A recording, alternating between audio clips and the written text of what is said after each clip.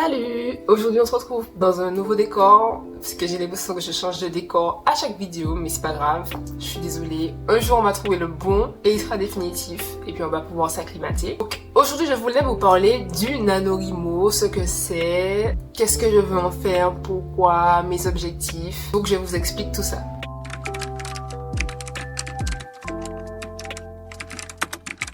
Je suis allée prendre mes petites lunettes parce qu'on va être sur l'ordinateur. Alors on est la veille du challenge et le site bug. Tout va bien, j'ai réussi à y rentrer. Alors NaNoWriMo, donc c'est une plateforme américaine si je ne me trompe pas, qui se présente comme ceci, et en fait c'est une plateforme qui regroupe les auteurs du monde entier pour écrire tout simplement. Et donc chaque année, chaque novembre, elle organise un challenge d'écriture. Donc cette année ce sera le NaNoWriMo 2024.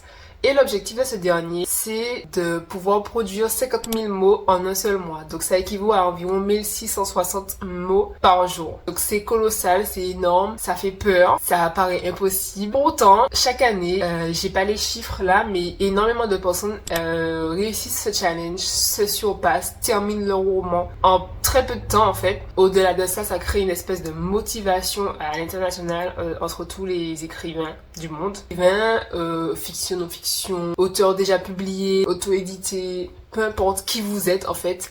Si que vous soyez déjà professionnel ou amateur, c'est pour tous les goûts. Je sais que la plateforme organise, au-delà du challenge annuel que tout le monde connaît, des petits camps. Donc ça s'appelle des camps NaNoWriMo aussi, il me semble. Et chaque année, à plusieurs périodes de l'année, on peut avoir des mini-challenges hors la période habituelle.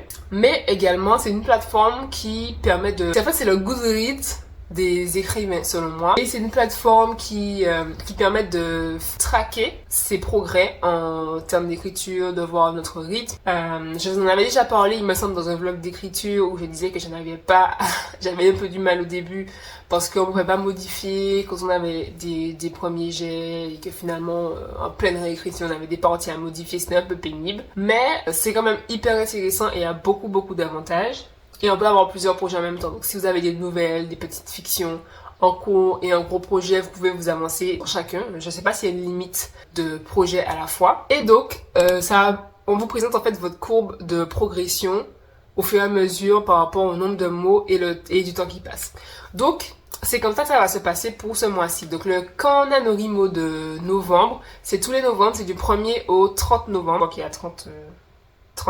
Non, je disais 31 octobre, donc c'est 30 novembre. Donc, on doit écrire 1600 mots par jour. Je crois qu'on peut avoir aussi des badges et gagner des récompenses pour récompenser nos mérites, nos réussites durant le challenge. Et ça aussi, ce sont des choses auxquelles on a droit tout au long de l'année. C'est-à-dire que si tu te mets une deadline, admettons tu as 5 mois pour écrire une nouvelle, et que au bout de 5 mois, ou que tu es dans les temps, et que tu as écrit plus de 3 jours de suite, ou tu as écrit plus de 7 jours de suite. Donc chacune de ces paliers-là, chacune de ces réussites, on reçoit en fait un badge pour ça. Et donc c'est sur ce principe que fonctionne le NaNoWriMo. Donc ce mois-ci, je ne vous ai pas trop tenu à jour de mes projets. Je suis complètement désordonnée en ce moment parce que j'ai 2 projets en cours. Un sur lequel je suis un peu sur le déclin. Je suis complètement tombée en désamour pour le projet. Je pense que je vais en faire une vidéo parce qu'il y a trop de choses à dire dessus, mais je l'ai mis de côté, et j'avais en parallèle, en approchant de la fin de ce projet-là, une espèce d'élan d'inspiration, mais d'une profondeur, d'une intensité que je ne pouvais pas en fait. Au début, j'ai juste commencé à prendre des notes dessus, comme on fait toujours, pour ne pas laisser passer de bonnes idées.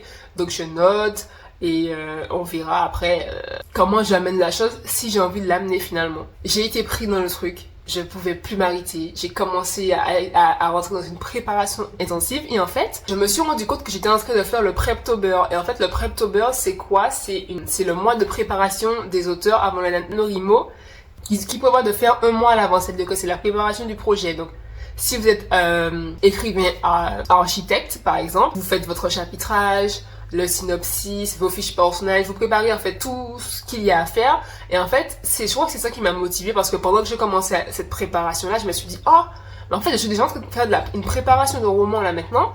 Donc en fait, faut pas que ça soit laissé pour rien. Et donc je voulais utiliser l'essence de NaNoWriMo, cet élan, ce mouvement en fait communautaire, pour mettre l'énergie en fait dans ce projet. Mais je savais que ce serait impossible à faire pour l'autre parce qu'il faut que je le reprenne alors que je n'ai pas encore arrivé à la fin et trop de problématiques vis-à-vis de ce projet-là. Et j'avais pas envie de rentrer dans ça là maintenant et je me suis dit là j'ai une opportunité en fait. Donc je vais la saisir et c'est pourquoi j'ai décidé de faire le NaNoWriMo cette année.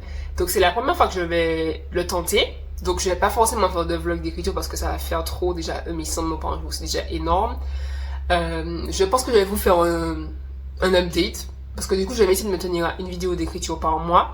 Mais du coup je vais vous updater à la fin du mois comment ça s'est passé pour moi. Autre chose, je vais essayer de vous tenir par contre updaté sur Instagram. J'ai un petit peu repris le compte là aujourd'hui, entre hier et aujourd'hui. Donc comme j'ai pas spécialement envie de faire une vidéo, je vais peut-être vous montrer ce que je fais ou autre de temps en temps. Donc si ça vous intéresse, je vais laisser mon Instagram en barre d'infos. Et dernière chose complètement pas prévu, j'ai créé un Discord NaNoWriMo pour les gens qui me suivent, soit sur Instagram, soit ici. Mais je ne sais pas encore si je vais le partager. Donc s'il y a des gens qui sont intéressés et qui font le NaNoWriMo, vous n'avez qu'à me le dire directement sur Instagram, je pense, parce que si vous êtes sur YouTube, pour me dire si vous êtes intéressé et comme ça on aurait discuté. Je ne sais pas du tout modo Discord, je ne sais pas comment ça fonctionne, donc on sera là tous en égalité s'il y a des gens qui sont intéressés, même si on n'est que 3. Ça va être cool aussi. Donc vous me dites ce que vous en pensez en commentaire. Donc voilà, merci d'être resté jusqu'à la fin. Je vous souhaite un bon mois d'écriture.